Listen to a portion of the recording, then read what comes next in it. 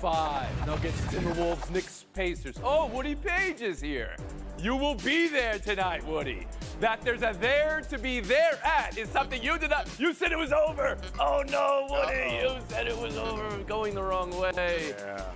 Also, Ranger Danger, Goff Paid, and opening night in the WNBA, Caitlin Clark's debut, and the Aces' quest for three-peat.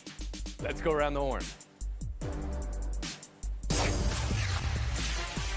You misheard me. I said they're in the cold.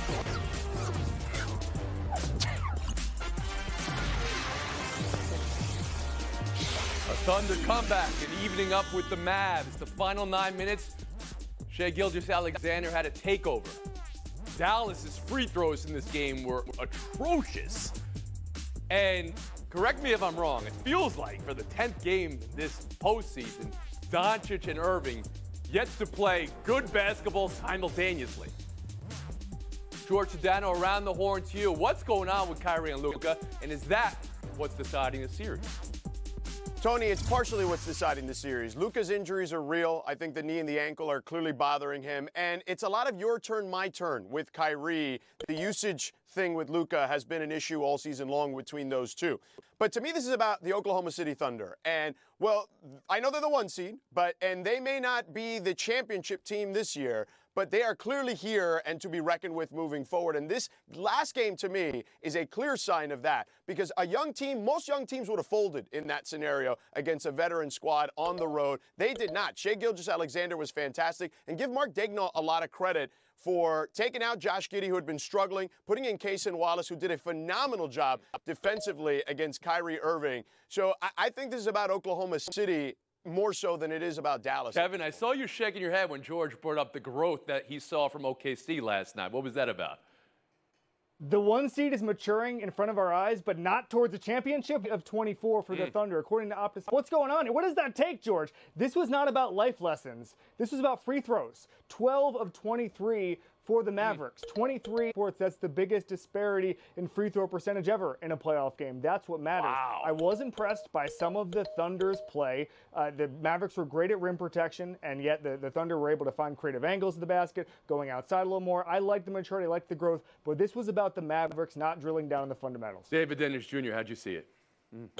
Well, let's talk about the flip side of that, which is the OKC Thunder drilling down the fundamentals. 23 of 24 from the free throw line, which is a veteran-type performance from a young team that looked like they were dead in the water in that first half. And the way that closed the game, they closed out that game was a veteran-style performance. Holmgren only allowing 1 for 14 when he's defending somebody. The way that SGA was down the stretch, 20 of 30 points, those final 30 points he either scored or assisted on. This OKC Thunder team's defense has not allowed 100 points in any game they've won in the postseason. They're holding Kyrie to 15 points on 12 shots. These things are what they did during that regular season when they were the 1 seed, and they are continuing that. This is a veteran team forming before our eyes. All right, I appreciate the representation then. If everyone thinks it's about OKC, Woody, you could start there. Am I wrong in thinking that Doncic and Irving haven't had a game together where they both played well and we get to see what their potential is yet? Yeah, they got to get their act together, and I mean that literally. That what they're doing is they're on opposite sides of the courts. They're not paying attention to each other, and they're averaging 22.5 points lower than they did in the regular season. When you've got Irving going for single digits in 2 games in this series, and you've got the leading scorer in the league that actually has more turnovers than he does field goals in a game last night and missed a free throw at the end of the game that would have put it possibly into overtime. When those two guys are not doing it and they're being outscored by the 2 stars on the Oklahoma City Thunder 54-27, that's the big difference, even more so than the free throw percentage, which is the second worst in franchise history. George, back in after the horn. Tony, just because they're the 1 seed doesn't mean anything. We've seen numerous 1 seeds bounced. And by the way, last year's North Carolina Tar Heels in college had a higher average age than this Oklahoma City Thunder team. So it's not like they have this bevy of experience, okay? Say that again. Oh, the UNC Tar Heels were older than this OKC team. That's all right. I don't know if that gets them anything in the NBA playoffs, but it's a good little thing to know. Thank you, George. We'll move on. Celtics 109, Cavs 102. Smack! Jason Tatum making Jaylen Brown feel it. I want to talk about something because people got very excited about LeBron sitting courtside. I don't get what this is. This is what he does, right? And here I saw our friend Brian Windhorst on Get Up, on First Take, on just about every radio show in America. Take a listen to him on First Take. I had a general manager who I super duper respect. His view, this is an inside fastball to Lakers. That's it. Not an inside fastball. How? Just, like, what's the message? Just apply a little pressure. I do think that LeBron definitely wants to send the Lakers a message about improving the roster. Kevin, is this news? Is LeBron appearing at the Cavs Celtics game something or nothing?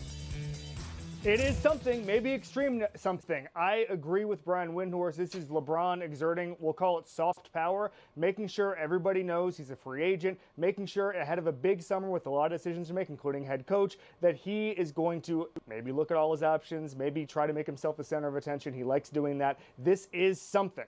An extreme something. Everything you just said, didn't we already know all that? That he was going to be a free agent? That the Lakers have pressure to appease him in any sorts of way? George, correct me if I'm wrong. You know LeBron better than anybody. You've covered him for 14 years. Tony, hold on. I've got to get a sip of my wine here real quick. Sorry. I got to put the Opus One bottle away. Thanks. Appreciate it.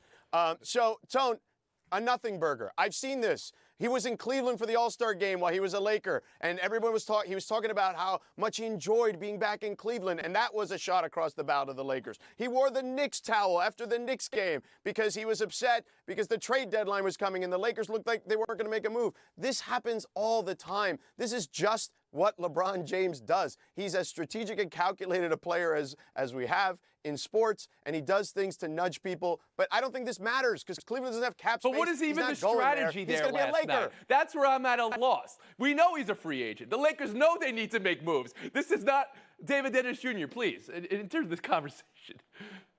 Tony, you're just not paying attention to your calendar here. Happy New Year. It's the beginning, it's the season premiere of the LeBron James passive aggressiveness calculator. When he starts the offseason, yes, we know that the Lakers have to make moves. But when has that stopped LeBron James before from applying that pressure? He knows that last time he was in Cleveland for something like this was Ilgauskas ceremony. He was in the box seats. Now he comes down courtside, white pants, wine, coffee, water, everything to let everybody know that they are headline on the for me. clock. That's a bold move. This is what he to go does. Coffee and wine like at the same time. That's a lot on your breath, a lot on your teeth. Woody Page, I'll give you the last word on this. Well, here's where I think it went from in the Lakers-Nuggets series, WHINE, wine, to being in Cleveland and underneath your seat, you have WINE, wine. It's nothing. He's going to stay in L.A., finish his career there. He has a home in Ohio. He's back at his home. Let's talk tonight. By the way, Boston's going to win the series. Let's just so someone can say something about that. Thank you, George. Yeah, we got actual games to talk about. I don't even know why we're wasting the oxygen on a man sitting courtside. Game 5's tonight. Pivotal, momentum heavy, and attrition. That's what these two series are about. Pacers-Knicks. Anunoby remains out for New York. Brunson's foot remains a mystery as well. T-Wolves Nuggets. Mike Conley's now questionable with an injury for Minnesota. Woody Page, you'll be there. George Sedano, by the way, you had this series not being over. I need to give you your points. Woody, you'll be there. What decides tonight for Nuggets and T-Wolves? Well, I want to talk about both series for just a moment because the name Aaron is going to be important in both of those. Talking about Aaron Gordon, who has taken over in the last two games, and people are not even talking about it. The Timberwolves said he went all Kobe Bryant on them, missing only one shot. He's playing point guard at some points. He is setting up the pick and roll. He's playing defensive schemes extremely well. On the other side, you've got an Aaron in Nesmith who has reinvented the game of basketball in his defense against Brunson. Okay. I was wondering what. Naismith, reinventing the game of, you know what, every time you put yourself in a hole, you just come back and totally redeem yourself. I love that. I'm not sure if it actually applies to the analysis of the series, but we'll let it slide for a second. George Sedano, number one thing you're sure of tonight in either of these games? I'm sure of that if Mike Conley is not available, that the T-Wolves are in big trouble because he's the adult in the room, basically, and particularly that has helped Rudy Gobert be the guy he's been this season. But ultimately, this series changed on this, Tony. The Denver Nuggets saw the type of defense that Minnesota was playing and they said we can't be as deliberate and as intentional and methodical with our offense. They sped things up. They're moving the ball a lot quicker, particularly Murray and Jokic in the pick and roll. He's finding Jokic at the dotted line, basically in the paint, and Jokic is killing them, whether it's the floater or kicking it out to an open shooter or moving the ball even further and making the hockey assist. And that's been the big difference, is that Minnesota's defense can't keep up when Denver sped it up. You think Denver wins tonight, George Sedano? Is there any I do. adjustment Minnesota can make? No, you've got Denver. Kevin Clark, one thing you're sure of tonight. Woody's completely correct in that Aaron Gordon needs a shout-out. He's been really special in that series. He's been the determining factor. But I want to talk about Jalen Brunson. What do you guys think a legacy game is? It's not when things are easy. It's when everybody thinks you're hurt, when everybody thinks the team is out of gas, when everybody thinks that Tyrese Halliburton, who's averaging 30 points and 7 rebounds since the beginning of Game 2, is a superstar in this series. This is what legacy games are. Sports has a way of asking you if you're the person you think you are. And tonight, Jalen Brunson wins against. Wow, this is like a locker room talk here. I mean, you were really working the crowd there, Kevin Clark. You've got a lot of faith in Brunson bouncing back from what was, of course, the Knicks had the worst game of the season, but a sluggish jump shooting night for him. David Dennis Jr., I turn to you. Yeah, Kevin, the people don't think that Brunson's hurt. People don't think he's struggling. He is. Like, these are things that happen. A lot of that is as part of that matchup that he has with Nesmith. He is 9 for 27 in the last 2 games since while Nesmith is guarding him. And he is gassed. He's having trouble getting off while offensively. We saw the stats going around that he's lost 2 inches of his vertical in the last game. He was short rimming a lot of shots. He looks gassed out there, and the Pacers look fresh, and that's going to determine the game tonight. I think the Pacers win. As a stat boy, whoever the stat overlord was who came up with tracking Jalen Brunson's vertical jump shots, a round of applause for you. All right, so I heard a pick for Denver in there. Let's pick Knicks Pacers tonight. Around the horn, Kevin Clark. You've got New York, David Dennis Jr. Yep. You've got Indy, Woody Page in that series. Pacers. And Sedano. I got the Knicks tonight. Take a break, fire sale next. Around the horn is brought to you.